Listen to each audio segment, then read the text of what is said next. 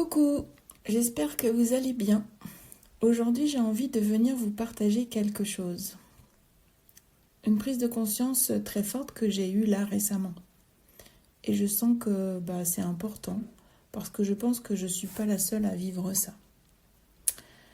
Pour celles et ceux qui ne me connaissent pas, je m'appelle Valérie, l'alchimiste qui s'ignorait. Et ici, je partage ce parcours d'éveil, d'alchimie intérieure, de libération, avec un truc qui est central pour moi, c'est l'incarnation. Pas juste comprendre, mais vivre. Et aussi dans la spontanéité. Il y a quelques mois, j'ai fait un post qui s'appelait « Toi seul te sauveras ». Et dans ce message, ce que j'avais canalisé, c'était assez simple. C'était « Arrête d'attendre que les autres viennent te sauver ».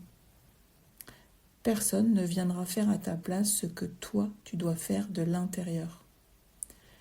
Et je sais que certaines personnes vont dire « Oui, ça c'est évident », mais en réalité, non, pas tant que ça.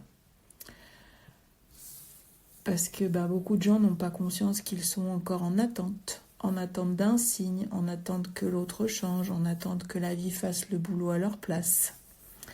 Et dans cette posture-là, tu peux y rester longtemps, très longtemps.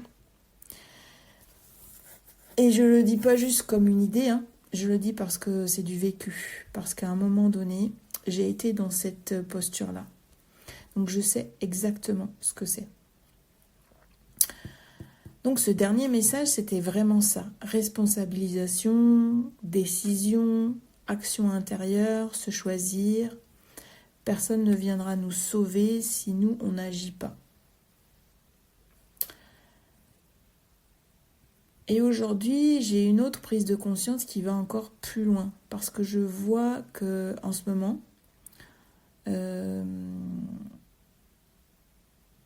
et ce que je ressens aussi, c'est que la féminine traverse une épuration, un nettoyage très fort. Et quand je dis épuration, c'est vraiment sortir d'une posture sacrificielle. Je ne vous parle pas seulement sur le plan sentimental, je vous parle sur tous les plans. Le plan financier, le plan travail, famille, relation au corps, relation à soi.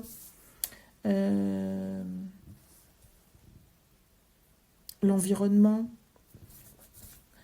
comme si l'âme nous disait là c'est terminé, tu n'as plus à porter, tu n'as plus à attendre, honore-toi, choisis-toi, libère-toi. Tu es libre d'être qui tu es, libre d'être dans ta vérité, libre d'être dans ton authenticité.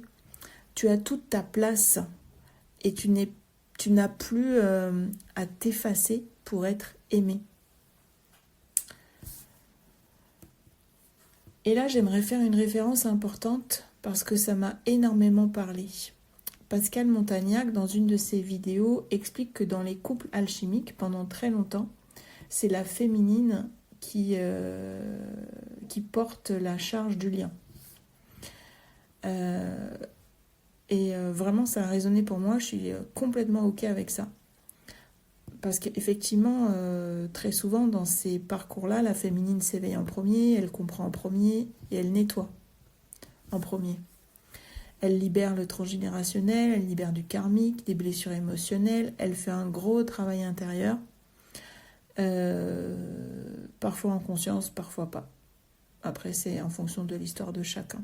Chaque couple alchimique est différent. Mais moi, aujourd'hui, j'ai l'impression qu'il y a une couche encore plus profonde que ça. Je crois que si la féminine porte autant, c'est parce qu'elle porte aussi une mémoire collective, une mémoire transgénérationnelle et certainement aussi karmique. Une mémoire de quoi ? Du sacrifice.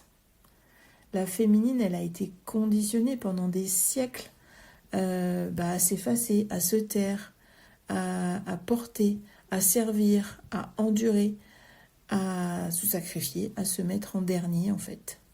Et même si aujourd'hui on vit dans une société qui est complètement différente, entre guillemets évoluée, je crois qu'on porte encore ça en nous, dans nos cellules, c'est par héritage, par automatisme, par éducation aussi. c'est malgré nous. Et ce qui est fou, c'est que moi, je croyais être sortie de ça. Je croyais avoir débloqué ça. Parce que ça fait des années que je suis sur ce chemin, ce parcours d'éveil, et que je travaille sur moi. Et pourtant, je vois ces dernières semaines que je suis retombée dans ce mécanisme, ce réflexe de sacrifice. Alors dans mon cas, c'est dans une situation liée au sentimental, mais je le vois aussi autour de moi dans d'autres domaines de vie. La relation à soi, l'argent, le travail. Mais en fait, c'est le même mécanisme qui se joue là. Si je reprends mon exemple, pour moi, ça passait par l'attente, l'attachement et surtout la projection. Et c'est ça, vraiment, le truc de la féminine. Elle projette, elle voit loin, elle voit la finalité, elle visualise, elle ressent. Mais du coup, elle vit dans le futur ou dans le plus loin, ou quelque chose qui n'existe pas encore. Eh ben, on n'est pas incarné dans l'instant présent. On n'est pas dans le réel, on n'est pas dans la 3D. Et je sens que dans cette période, ça pousse très fort à nous faire revenir ici, en fait. Et là où ça a été impossible à ignorer, c'est que mon corps, il m'a parlé. Mon corps m'a dit non. Vraiment. J'ai été HS, j'avais plus d'énergie, plus rien. 3 jours, 3 nuits à dormir. Et là, j'ai compris. Ce n'est pas juste je suis fatiguée, c'est je suis en train de rester dans une vibration qui ne me convient pas, qui n'est plus alignée avec moi et poum, qui me plombe. Donc le corps, il ne me punissait pas, il me guidait, il me transmettait une information. Et là, j'arrive au point central de ce que je voudrais vous partager, parce que le truc, c'est que moi, j'avais compris, c'était même très clair, je savais ce qui était juste pour moi, mais je n'arrivais pas à acter dans la matière. Et ça c'est le vrai passage initiatique en fait. Parce que acter, ça veut dire poser une décision, faire un choix, sortir du programme de sacrifice et de plus revenir en arrière. Eh bien, lundi encore, j'étais dans le mental, j'étais dans je sais pas quoi faire et j'étais sans énergie, HS. Hier, j'ai fait un gros pas, un acte concret dans la matière pour m'aligner, pour me choisir. Et depuis, vous savez quoi ? Eh bien, je me sens beaucoup mieux. Et donc ça, c'est une preuve. Parce qu'en posant cet acte, j'ai senti un basculement intérieur. Je suis revenue dans le présent. Je suis revenue dans le réel. Je suis dans l'ici et maintenant. Parce que l'attente et le sacrifice, ça maintient la conscience dans le futur. Quand ça sera comme si, quand il aura fait ça, quand ça va changer. Et tu n'es jamais là du coup. Tu n'es jamais dans ta vie ici et maintenant. Alors que là, en me choisissant, eh bien, je reviens dans le concret, dans le factuel, dans le 3D. Je suis repartie dans mes projets, dans ma créativité. Et vous savez quoi ? Ça fait un bien fou. Donc voilà ce que j'avais envie de vous partager aujourd'hui. Je suis en accord avec la vidéo de Pascal Montagnac, la féminine porte la charge du lien dans ces parcours-là, mais je crois aussi que derrière, il y a cette mémoire de sacrifice ancienne, cellulaire et collective. Et ce sacrifice, le voir, c'est déjà énorme. Mais sans délester, c'est dans la matière, effectivement, ce n'est pas si simple.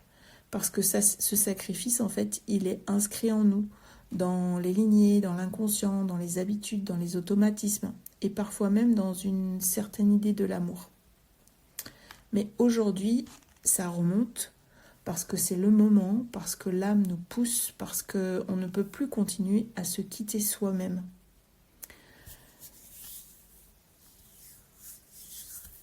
Donc, si vous êtes dans ce passage-là et que vous vous sentez fatigué, plombé, perdu, sans énergie, je vous invite à vous poser cette question. Où est-ce que je me sacrifie encore? Où est-ce que je m'oublie? Et surtout, écoutez votre corps, car lui, il sait avant notre mental. Et si vous sentez que vous avez besoin d'être accompagné dans ces libérations-là, je suis thérapeute holistique et énergéticienne et j'accompagne justement les personnes dans les libérations émotionnelles, transgénérationnelles, karmiques et aussi dans la reconnexion à soi, à son axe, à son alignement. Voilà. Je vous envoie beaucoup de douceur, prenez soin de vous et je vous dis à très bientôt.